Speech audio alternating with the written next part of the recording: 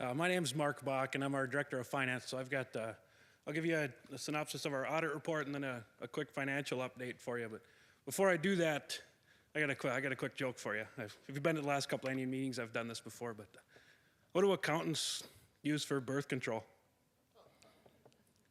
Their personalities. See, I can tell that one because I'm one of us. But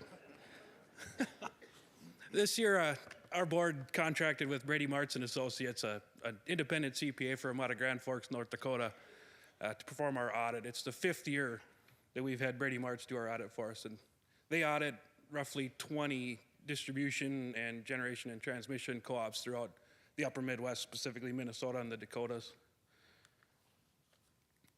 Their audit was, as usual, conducted by standardly accepted accounting principles and auditing standards, and I'm pleased to announce that they issued a clean opinion on our accounting controls again for this year.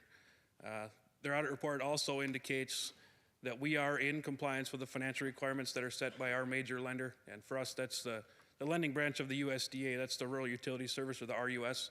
I may mention that a few times in here, but the RUS, most people probably remember it as the REA, if you've been around a while, and some of you have, but that is now called the RUS, the Rural Utility Service. I have a copy of our audit report. I have a couple of them here if somebody wants to look at them before the meeting's over, but these are mine. I'm keeping these.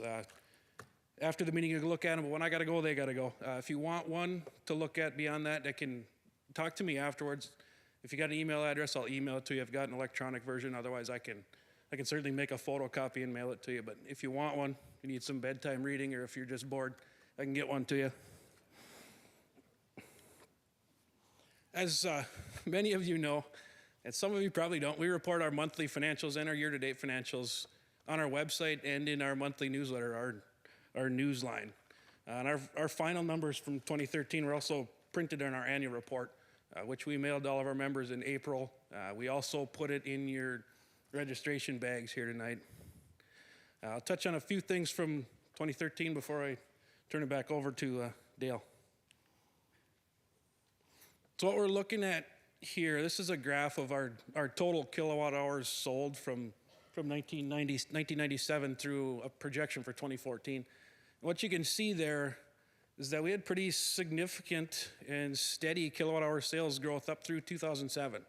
And then 2008 hit us. That's what now is being referred to as the Great Recession. That hit us as well. You can see 2013 is the second column from the end there. 2013 was the first real sales growth we've seen since 2007. It's directly a result of the colder than average winter we had, and that's 2013. That's not the one we're just coming out of now, and I'll touch on that one in a bit, but it's directly a result of heating loads. This is a little further breakdown of those kilowatt hour sales. It's important to note that on the bottom, it starts at 300 million kilowatt hours. The blue stuff on the bottom is our general service kilowatt hours. That's still the vast majority of what we sell. You can see, and that's appliances, lights, those type of basic electricity stuff. The red portion across the middle, those are our EnergyWise programs, our load management programs. Off-peak and dual fuel are two of the largest of those. Again, the second column from the end is 2013.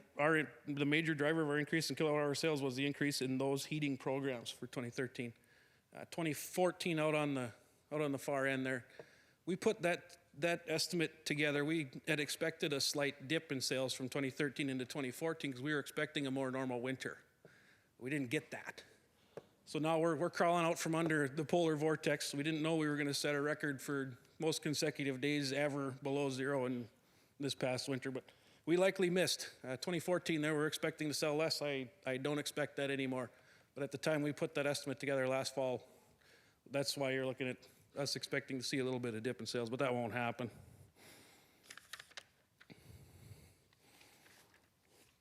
We were pleased to find out earlier this year that we were granted approval from the Rural Utilities Service to defer a portion of our 2013 revenue into 2014. And the reason that was necessary was we budget a certain amount. One of our largest expense items is the money we spend on clearing the right-of-ways, clearing the trees. We had budgeted to spend $3 million on that in 2013, and we were unable to get through that much right-of-way clearing that we had planned to do. So as a result, we had collected all that money that we planned from the membership, but we didn't spend it. So what that was creating was a situation where we had extra margin or extra net income in a normal for-profit business. It's extra margin for us being a not-for-profit. And it didn't make sense for us to take that extra margin, allocate it out to our membership in the form of capital credits, only to ask for it back in rates in 2014 so that we get that right-of-way spending caught up. So what we did is we went to the Rural Utility Service and said, hey, here's the situation we've got. We collected money from our members for right-of-way spending that we didn't spend. Will you allow us to move that revenue into 2014 so that we can get caught up where we had planned to be? And they granted approval for that. But one thing to note on here, and I know you've been scratching your heads wondering, you're saying this doesn't make any sense because you're looking at what appears to be a fairly significant increase in revenue from 2013 to 2014, but I just told you that we were expecting lower kilowatt hour sales. So it doesn't make sense. But that's a direct result of us taking $2 million from 2013 and moving it into 2014, which appears that it would be a bit of a rate increase, but that's not true.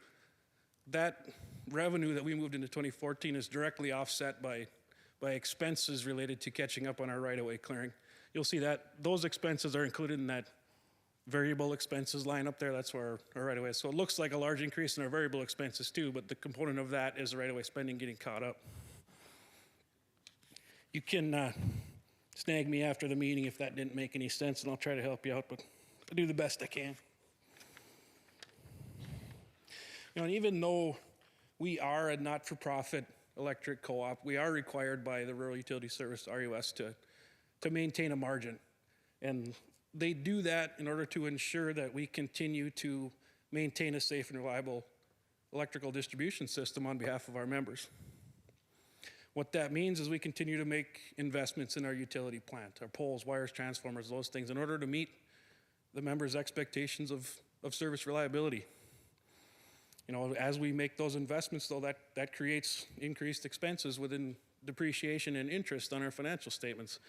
Those two components alone make up more than $10 million of our expenses annually. With that said, though, the single largest component of our expenses is wholesale power. Wholesale power, we don't generate any of the power, we buy it from Great River Energy. It makes up more than 55% of our total expenses on an annual basis. Outside of interest, depreciation, and wholesale power, the largest components of our expenses are related to labor and our equipment costs.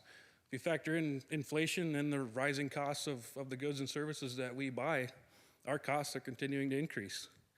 You know, at this point, it's too early to make a projection on rates for 2015, but it may be necessary for some type of small or modest rate increase in the 2015, but the board still needs to review those key budget drivers this fall and make that determination at a later date. But just wanted to throw that out there. Our costs are continuing to increase. So what it all means, you know, is that we will continue to hold down costs where we can. We'll manage the resources wisely, but we're not really willing to compromise our mission to deliver that safe, reliable, and affordable electric service. You know, that's what I wanted to cover financially. But I got one more thing that I didn't plan on saying that actually came up this morning. We had a member call us this morning. She received a call like about 8:15 this morning from a man with a foreign accent, saying he worked for Lake Country Power and that she needed to pay immediately over the phone or we were going to disconnect her electric service. So she gave her banking information to this guy and then later called us and wanted to verify. Well, we don't do that. That wasn't us. We will not call you and tell you you need to provide your banking information over the phone to us. We do make courtesy calls if some bills are later coming up on disconnection phase, but we will not ask you for your bank information over the phone. So if you get a call like that, don't give it to them. I mean, now this particular member has to go through the hassle of dealing with her bank and closing all of her bank accounts or that bank account she gave that information on it, getting a new bank, new checks, the whole works. But just wanted to bring that to everybody's attention. Those scams are going on, but to my knowledge, that might be the first one that I know of that directly impacted one of our members within our service territory. So at that point, I'll turn it back over to Dale. Thank you.